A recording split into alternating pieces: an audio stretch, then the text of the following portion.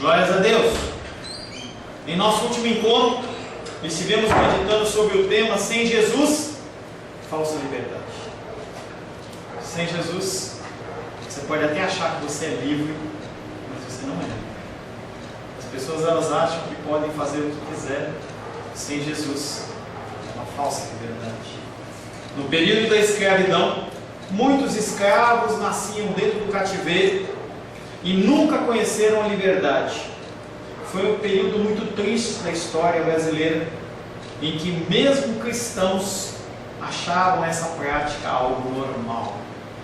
Cristãos, até um tempinho atrás, em alguns lugares do interior do Brasil também deve haver essa prática, em que eles acham que é normal se ter um outro ser humano como escravo.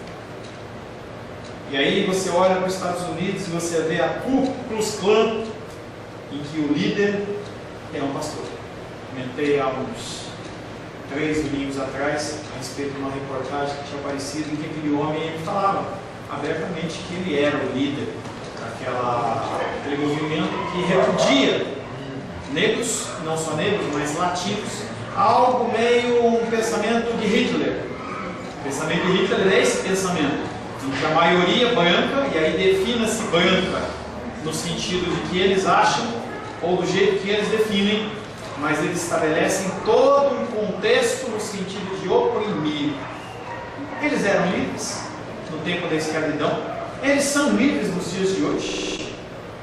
O versículo que ficou da semana passada foi João capítulo 8, verso 33, que diz: responderam-lhe: somos a descendência de Abraão e nunca fomos escravos de ninguém, de alguém.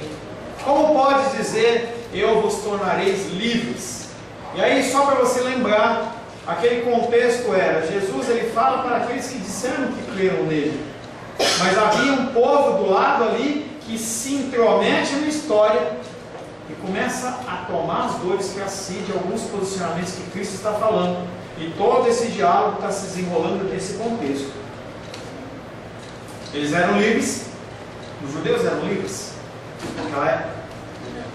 Os homens que viviam apoiando a escravidão, eles são livres. Será que há uma liberdade? Não, eu faço o que eu quero domingo, eu tenho 100 escravos, eu tenho 200 escravos, eu tenho 500 escravos. As pessoas estabelecem seus próprios padrões no que se refere à liberdade. É fácil você estabelecer padrões que definir a minha liberdade é essa, mas você não é livre. Na verdade, só há uma verdadeira liberdade, que é uma vida em Cristo, motivo para você glorificar Deus a toda a sua vida. Não é algo que provém de você, não nasceu de você, do seu esforço, da tua busca, da tua dedicação, de que você é de uma família cristã ou não, é algo que procede de Deus. É algo que procede de Deus. Essa verdadeira liberdade está na minha vida e está na sua vida. Os judeus julgavam a partir de padrões naturais. E a gente tem visto dentro do nosso caminhar do Evangelho de João que o padrão do homem é o próprio homem. Os judeus julgavam a partir de padrões naturais, o que não é diferente dos dias de hoje, em que os que se autodenominam cristãos desejam uma vida dupla, dentro e fora da igreja. Eu posso, eu mereço, eu quero ter uma família, eu quero ter uma renda, eu quero ter um lugar para passar, eu quero ter minha viagem na Europa, tudo. Se todas essas coisas me satisfizerem, então eu estou satisfeito. E é um padrão de liberdade que as pessoas se auto-impõem. O problema é que a palavra ela fica como algo secundário. Porque quando você começa a ler as Escrituras, você começa a perceber que o padrão que você está querendo montar para a sua vida é tudo menos cristão. E aí você começa a ficar com incômodo. Você começa a se sentir confrontado entre aquilo que o teu coração deseja e o que a palavra de Deus diz. Mas eu não quero perder essa referência de cristão, então eu sou cristão. Eu venho à igreja no domingo, eu faço isso, faço aquilo outro. Mas será que as pessoas são livres? Temos a oportunidade de a cada dia buscar esta liberdade. Nós vivemos num país que, por enquanto, ele é um país que nos dá a liberdade de você ter o tempo que você quiser dentro uma condição racional de você ler a palavra, de você ouvir a palavra. Você entrar na internet, você consegue ver cultos ao Senhor, consegue ouvir estudos, coisas que países como, por exemplo, a Coreia do Norte, se você tentar entrar lá, www.google.com.br, vai estar lá, bloqueado. Você não consegue ter acesso. Na China, em algumas regiões, as pessoas elas têm uma página da Bíblia, e talvez elas sejam muito mais livres do que nós. Oi? Ninguém se encontrar, o cara morre. Temos a oportunidade a cada dia buscar essa liberdade, até que a possamos alcançar de uma forma plena, quando da segunda vinda de Cristo. Mateus 26:41, não sei se eu coloquei não. Mateus 26:41 diz: vigiai e orai, para que não entreis em tentação. O Espírito, na verdade, está pronto, mas a carne é fraca. Que possamos estar prontos nesse tão esperado dia. Não vai ter uma segunda chamada. A minha filha vai fazer uma prova de bolsa de estudo lá no colégio. Que hora que é? Fecha 7h45. 7h45 fecha o portão. Quem já fez concurso sabe muito bem que não tem como você querer burlar isso. Com o Senhor, que hora é? A porta se fecha. A parábola das noivas lá diz que quando fechou a porta, já era. Não tem, abre, não abre. A palavra de hoje, ela dá continuidade à da semana passada, com um título chamado O Pecado e a Escravidão. O Senhor ele começa a expor para aqueles homens de onde vem a escravidão deles. Porque eles se autodenominam judeus, filhos de Abraão e livres. E Jesus Cristo está falando, vocês estão entendendo de uma maneira errada. Quero convidar você, mais uma vez, a abrir a palavra de Deus no Evangelho de João.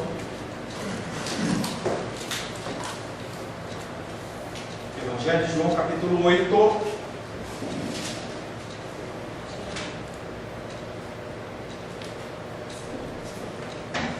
Do versículo 33 em diante. Evangelho de João, capítulo 8, versos 33 em diante. Assim diz a palavra de Deus. Responderam-lhe: somos descendência de Abraão e jamais fomos escravos de alguém. Como dizes tu, sereis livres? Replicou-lhe Jesus: em verdade vos digo, todo que comete pecado é escravo do pecado. O escravo não fica sempre na casa, o filho sim para sempre.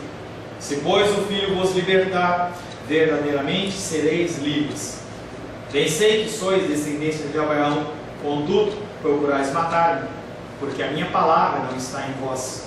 Eu falo das coisas que vi junto de meu Pai, vós, porém, fazeis o que vistes em vosso Pai. Palavra do Senhor, amém?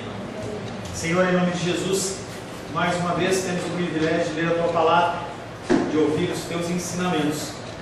Quero, Pai querido, mais uma vez me colocar na Tua presença, Pai, em submissão ao Teu Espírito Santo, que Ele possa me utilizar como instrumento da Tua vontade. Preciso de Ti, Pai.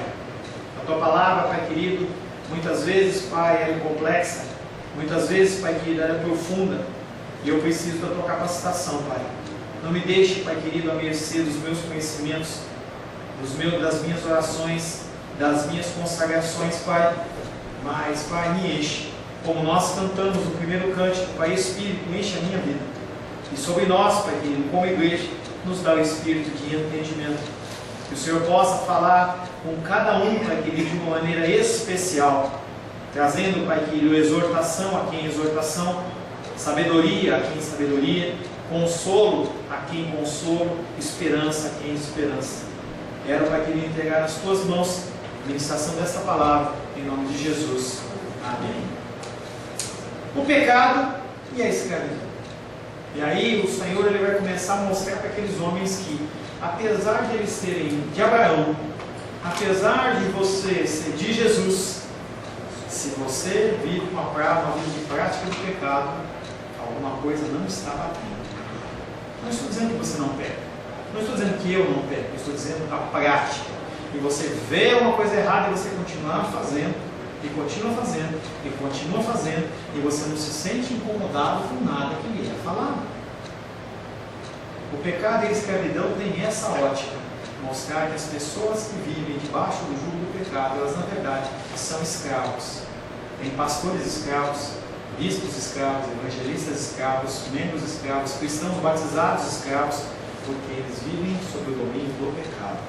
Primeiro versículo, João 8,35, que diz: o escravo não permanece sempre na casa, mas o filho nela permanece para sempre. E eu tenho que fazer alusão àquele contexto de escravidão no Brasil, em que as pessoas elas eram compradas, as pessoas trabalhavam num regime de escravidão, todo dia sem direito a receber nenhum tipo de remuneração.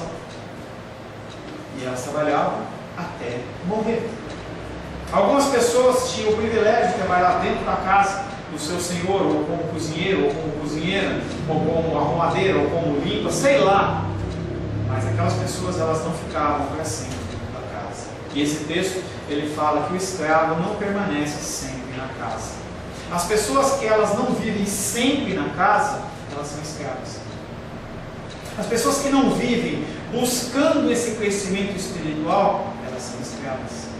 Pessoas que se deixam levar pelos seus desejos e a concupiscência do seu coração, são escravas. Mas pastor, a pessoa conhece tanto da palavra, a pessoa ouve e fala tão bem, a pessoa quando ela fala, as pessoas elas ficam de boca aberta. Escravas, escravas. O Senhor não habita nelas. Após mencionar Abraão, a referência aos seus dois filhos é clara. E o contexto dessa discussão é: eu sou o filho de Abraão, eu sou livre, eu sou batizado na igreja XYZ, eu sou livre. Esse contexto de Abraão, ele nos dá a referência aos dois filhos que Abraão teve.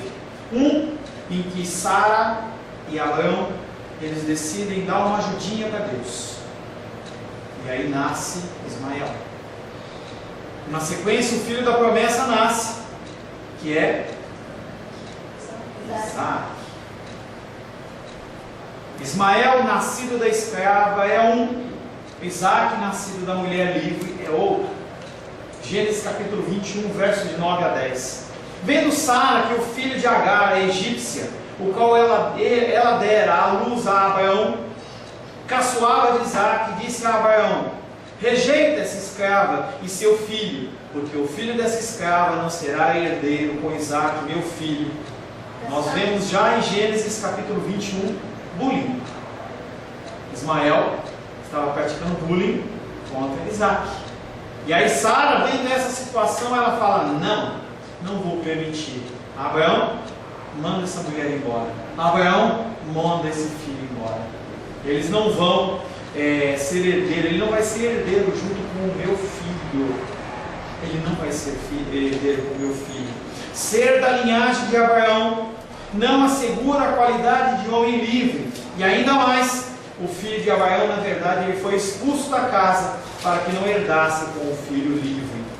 Os judeus eram livres. Nós, cristãos, não somos livres. O filho livre é o que nasce da promessa de Deus, da sua palavra fiel, independente da situação que você está passando ou vivendo. Se você nasceu da promessa de Deus, que promessa? Da cruz. Se você foi resgatado pelo sangue do Cordeiro, é algo que eu finalizei a dominical hoje, um dia as suas lutas e dificuldades, elas acabam. É a nossa esperança. É aquilo na qual nós podemos nos apegar, porque a palavra de Deus ela é fiel. Assim Jesus acusa os judeus de usar apenas uma máscara, no que se refere a serem eles descendentes de Abraão. Na verdade, eles estão usurpando como Ismael, como Isaac, por breve tempo, como Ismael, por breve tempo, é a autoridade de Isaac, o filho da promessa. Eles estão falando: vocês estão aí, servindo a Deus, dentro do templo, com as roupas lindas e maravilhosas, mas na verdade, vocês não conseguem entender que o tempo que vocês passou. Você não consegue entender que o que vocês têm feito é algo puramente religioso, e que tem trazido muito mais opressão sobre os homens do que liberdade. Quando foi constituída a casa sacerdotal, o objetivo era mostrar para as pessoas liberdade. Mostrar a liberdade de ter um Deus poderoso, em que eles tinham que sim submeter à sua autoridade, mas que eles eram livres naquele Deus que os formou e os constituiu o povo. Essa semana tive o prazer, o privilégio de passar algumas horas com o irmão Paulo e a irmã Diana. Estávamos lá, pensando até que ia chover, né, Paulo? Não choveu. Pensamos, mas não choveu. E a gente estava conversando, fomos lá ver o andamento da construção lá da obra. E aí o presbítero Paulo, ele compartilhou comigo que algumas pessoas começaram a se incomodar. Não começaram com isso, mas já vinham incomodados. E ele teve um encontro meio que desagradável com uma pessoa que veio exatamente contestá-lo em relação às coisas que ele acredita, às coisas que ele deseja pôr em prática. E o nosso irmão Paulo, o que ele faz? Ele começa toda essa discussão, algo semelhante ao que Jesus Cristo está fazendo com os judeus, com outras palavras, com outro contexto, mas o que ele está falando para aquele homem é: você pensa que você é, mas você não é. Certo, Paulo? E chama aquela pessoa à mudança e ao arrependimento. E nós temos, enquanto vivos, chance de nos arrepender. A igreja hoje é livre? A igreja hoje cristã, brasileira, ela é livre. Será que essa liberdade, ela se resume a pular? Se resume a falar em línguas? Se resume a dançar? E nós temos um culto aqui em que a gente chora e se derrama na presença do Senhor. Será que isso é liberdade? Será que uma saída para um lugar em que você pode fazer algumas coisas diferentes é liberdade? E aí, quando você vê filmes de prisão, você vê que às vezes as pessoas elas têm a possibilidade de sair daquele contexto ali da prisão, ali dentro da prisão, e ir para um lugar ali para pegar o sol. Alguns filmes que a gente vê de prisão aparece, o cara sai da cela dele, do contexto de grade, e aí ele vai lá pegar o sol, e ele pode ver o céu. Ele está livre? As pessoas às vezes acham que eles estão numa condição como essa, elas estão ou são livres. Infelizmente a nossa igreja cristã, ela não é livre, porque os preceitos que regem não são a palavra de Deus em muitos aspectos. Quando você se posiciona, olha eu voltando à palavra do irmão Paulo lá atrás, quando você se posiciona, as pessoas elas ficam incomodadas, porque você mostra para elas que elas não são livres. Você mostra para elas que elas estão vivendo uma ilusão. E a grande parte das pessoas elas não querem sair dessa ilusão, infelizmente. Por isso, ser filho livre de Abraão é ser filho de Deus, nascer dele. A liberdade nasce não da linhagem humana, mas da origem divina. Ravena e Débora nasceram, vocês eram cristãos já? Sim. Ravena e Débora, vocês não são cristãos porque a sua mãe é cristã. Mas muitas pessoas acham que sim. Eu herdei. É que nem quando você vai lá no cartório. O tabelião, quando ele morre, ele deixa para o filho. Não é igual ao tabelionato. Não é genético. Hã? Não é genético. Não é genético, não é hereditário, não vem através de procuração, não vem através de testamento. A liberdade nasce não da linhagem humana, mas da origem divina. Nesse sentido, somente Jesus é livre. Somente Jesus é livre. Somente Ele é o Filho de Deus em essência. João capítulo 8, verso 35 diz: o escravo não permanece sempre em casa, nós já falamos, mas o filho nela permanece para sempre. Quem é o filho em essência? Quem é o filho que realmente olha e contempla o Pai face a face? É Jesus. O versículo apresenta dois planos de significado em relação a Abraão e os seus dois filhos, Isaque, o livre, e Ismael, o escravo. Primeiro, refere-se ao paralelo entre Isaac e Jesus. Ou você acha que quando está rolando essa conversa sobre Abraão, Jesus não está querendo mostrar para aqueles homens que ele representa a figura de Isaac, que é livre, que é realmente filho, que é realmente o herdeiro da herança? Jesus, ele é aquele que procede de Deus, o pão vivo que desceu do céu. Segundo, refere-se também a Ismael, tipificando os que são escravos por não terem nascido de Deus, ou seja, os que pertencem ao mundo, seja dentro da igreja, seja fora da igreja. E entenda que você não está em posição de dizer a pessoa não merece, a pessoa merece, a pessoa ela é boa, a pessoa não é boa. Gostei da oração de manhã da Edilene. A Edilene, ela começou orando no coração. Ela falou: Deus, pastor Paulo, posso pedir para levar todo mundo para o inferno? Eu falei para ela: pessoal, se você já sabe que é. E ela começou orando dentro do coração e depois ela orou, nem sei se ela percebeu, mas no finalzinho ela estava orando pedindo misericórdia para que as pessoas pudessem se arrepender. Começou mal e acabou muito bem. Deus abençoe. Nós temos que entender que o nosso coração é assim. Não importa como você começa, importa o teu decorrer e como você finaliza. Quando você olha para o povo do mundo, quando você olha para pessoas ao qual você tem desafeto, quando você olha para os políticos, quando você olha para pedófilos, quando você olha para estupradores, você tem a tendência de achar que você é melhor que eles e você não é. Porque a ótica não é humana.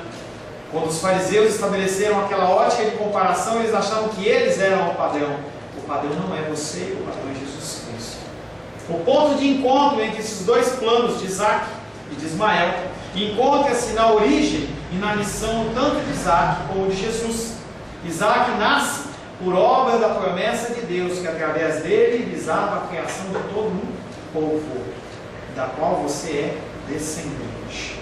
Gênesis capítulo 12, verso 3 diz: abençoarei os que te abençoarem, amaldiçoarei os que te amaldiçoarem, em ti serão benditas todas as famílias da terra. Uma promessa que foi feita primeiramente a Abraão e se cumpre na figura de Isaac, Jacó, seus descendentes, todas as pessoas que foram seguindo, até chegar na família Ribeiro, chegar na sua família, que eu não sei o seu sobrenome, só sei o da Claudinha, de cabeça assim. Bastos Matos. E cada família dessa, ela nasce de uma promessa feita a Abraão por lá atrás. Jesus é a formulação na carne da palavra criadora, que cumpre finalmente e fielmente a promessa feita lá em Gênesis capítulo 3, verso 15, comecinho da história humana.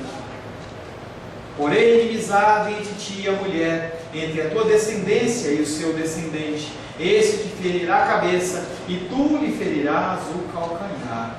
E aí também nós podemos fazer uma pequena, sair um pouquinho e lembrar que aqueles homens que estavam debatendo com Jesus Cristo eram considerados por Cristo filhos de quem? Do diabo. Filhos do diabo. As palavras que eu vos tenho dito, ou melhor, pulei, ele te ferirá a cabeça e tu lhe ferirás o calcanhar. Aqueles homens feriram Cristo, mas ele ressurge. Na verdade, no dia do juízo, aquelas pessoas elas vão ter a sua cabeça esmagada, além da figura de Satanás, ao qual o versículo está se referindo. No plano de Jesus e seus adversários, a oposição entre livre e escravo é a mesma que existe dentro do Novo Testamento, falando sobre espírito e carne. No Antigo Testamento, a pessoa era livre ou ela era escrava. Quando você pensa em Novo Testamento, se fala entre aqueles que andam no espírito e aqueles que andam segundo a carne. João 3,6. Cadê João 3,6? João 3,6. O que é nascido da carne é carne. O que é nascido do espírito é espírito. João 6,63. O espírito é o que vivifica, a carne para nada aproveita. As palavras que eu vos tenho dito são espírito e são vida. Se você é nascido de Deus, procure viver segundo a palavra de Deus. Procure, porque eu sei que eu tropeço, você tropeça. Nós murmuramos, nós reclamamos, nós agimos de maneira errada, mas se arrependa, se corrija e muda o seu comportamento. Agora, se você é uma pessoa que vive segundo a carne, se você é uma pessoa que é nascida da carne, vai viver, vai ser feliz. Se você não se constrange com a palavra de Deus, se é um incômodo para você a palavra de Deus, se a palavra de Deus ela vem te trazendo mal-estar, e você não quer aquilo para você, sai, vai viver a vida, vai viver a vida. No plano de Jesus, seus adversários, a oposição livre e escrava é a mesma que existe entre espírito e carne. Essa comparação não foi extraída do coração de Jesus, mas das próprias leis dos judeus. No sentido em que um escravo, ainda que tenha poder por algum tempo, todavia não é herdeiro da casa. Ele pode ter autoridade, ele pode ter um pouco de poder. E aí eu lembro da história de José do Egito, em que ele estava na casa lá do Potifar, em que ele era escravo, ele tinha autoridade, mas ele não era herdeiro de nada, não. Ele não era herdeiro de nada. Ser filho e herdeiro significava ter parte na promessa que havia de se cumprir no Messias. Quem vive na prática do pecado se rebaixa a ele próprio a condição de escravo e na verdade nunca foi filho e herdeiro. Talvez seja desperto, mas o fruto da pessoa, do seu viver, vai mostrar se ele é filho de Deus ou não é. De quem ele é filho? Todos aqueles que se vangloriam de ser filhos de Abraão, de serem cristãos, eu sou cristão e eu sou o melhor, eu sou especial, eu sou mais cheiroso, eu mereço a bênção, eu mereço isso, eu mereço aquilo. Na verdade, possuem apenas uma fútil e ilusória pretensão. Cristãos, verdadeiros filhos de Abraão, procuram fazer a vontade de Deus e não a sua vontade.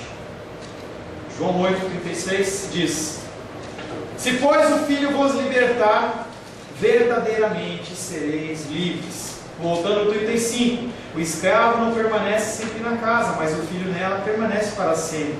Se pois o Filho vos libertar, verdadeiramente sereis livres. Judeus, pessoas da Igreja Cristã Semente de Vida, pessoas que ouvem pela internet, se você se submeter à vontade de Deus, através da figura do Senhor Jesus Cristo, do seu Filho Jesus Cristo, verdadeiramente sereis livres.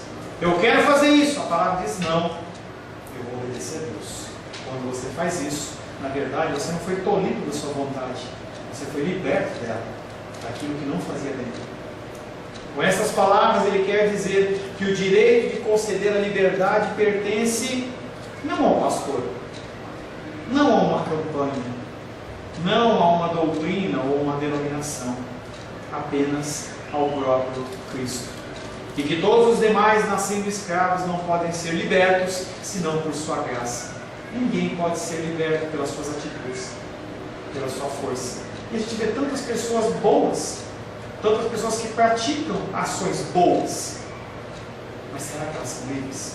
Se a graça de Deus não os alcançou, a bondade delas é uma bondade apenas terrena e humana. O filho vive na casa por seu próprio direito e pode dispor do que há nela. Ele é dono. Cada um de nós aqui moramos em um lugar.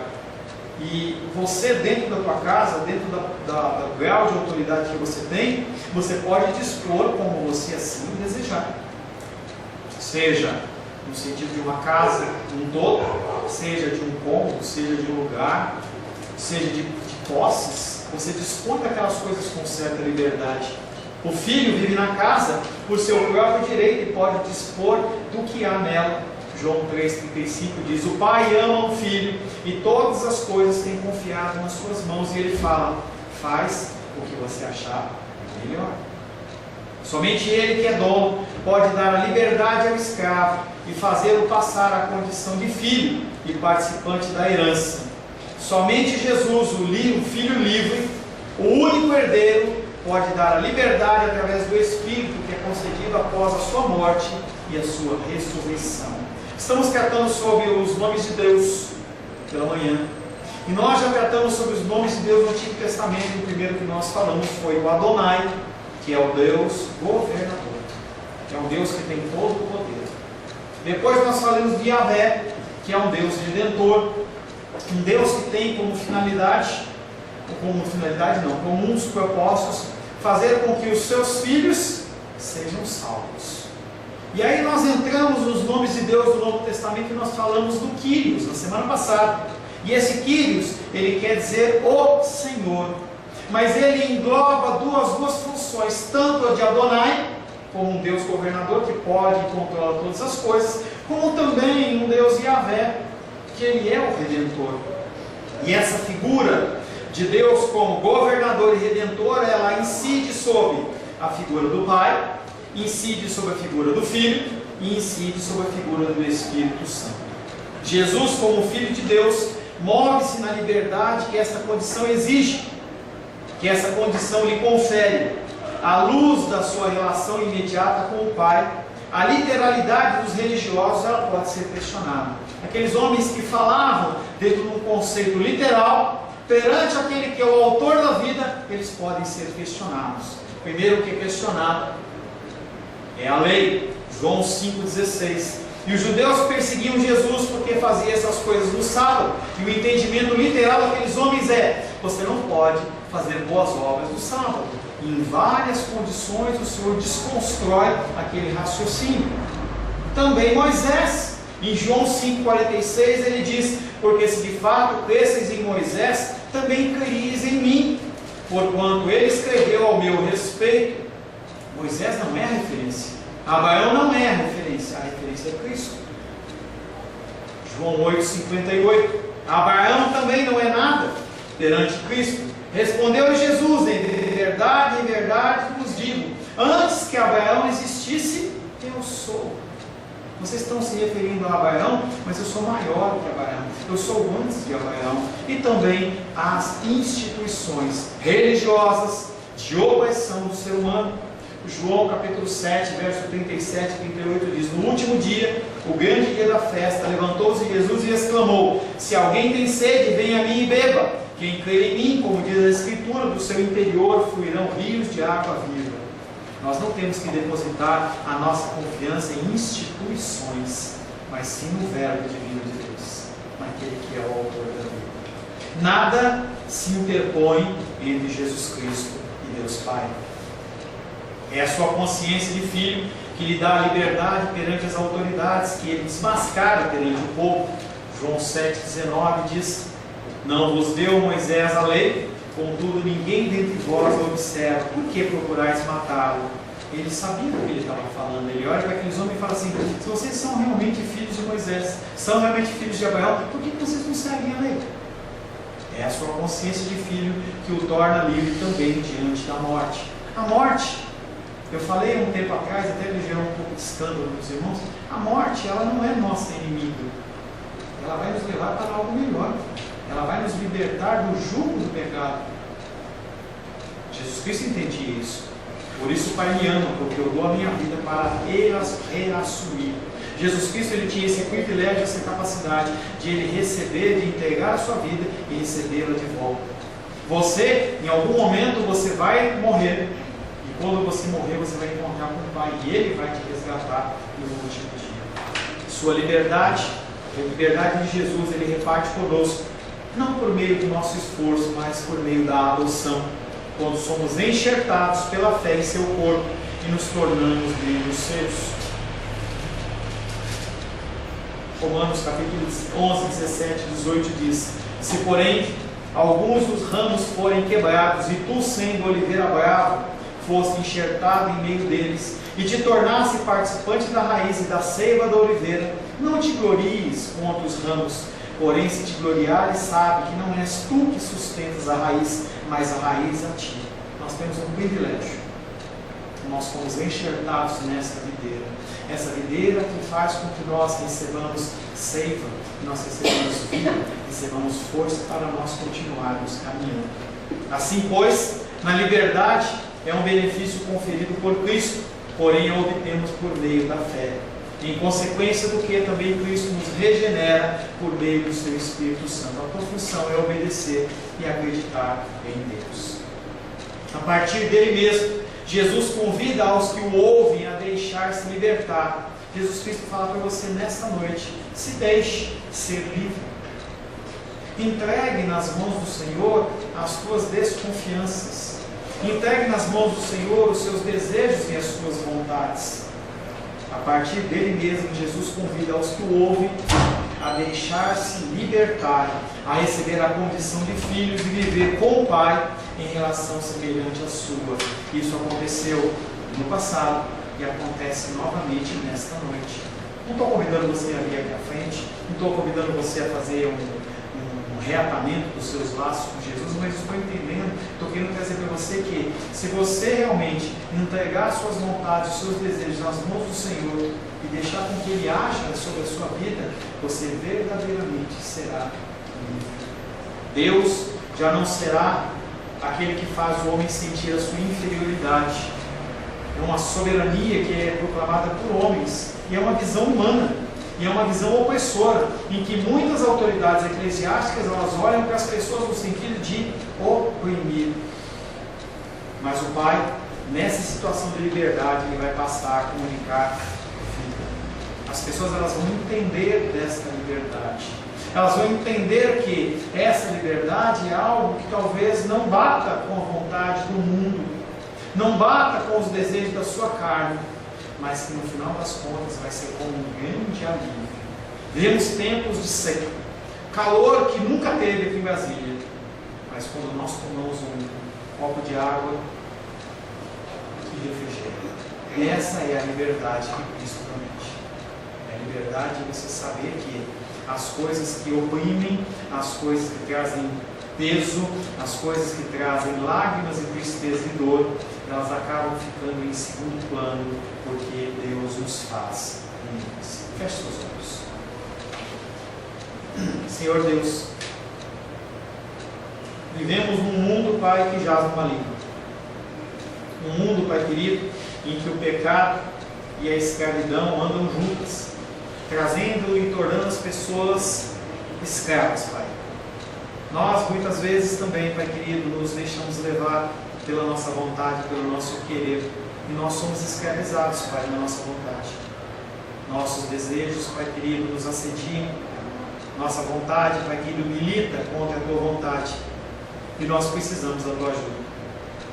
Precisamos que o Senhor nos torne verdadeiramente livres, não apenas de uma forma exterior, não apenas, Pai querido, no falar, mas em todas as áreas, Pai. Cada compartimento do nosso ser, do nosso coração, possa ser, Pai querido, empossado pelo Senhor. Que o Senhor possa, Pai querido, controlar, reger, que haja, Pai querido, a limpeza de cada parte do nosso ser, para que nós possamos, Pai querido, naquele dia, ser encontrados como servos bons e fiéis, mas que também em vida, Pai, nós possamos ser exemplo para aqueles que andam em trevas. Pai, nos liberta, nos livra do jugo do pecado e da escravidão, é o que te pedimos, Pai, em nome de Jesus. Amém.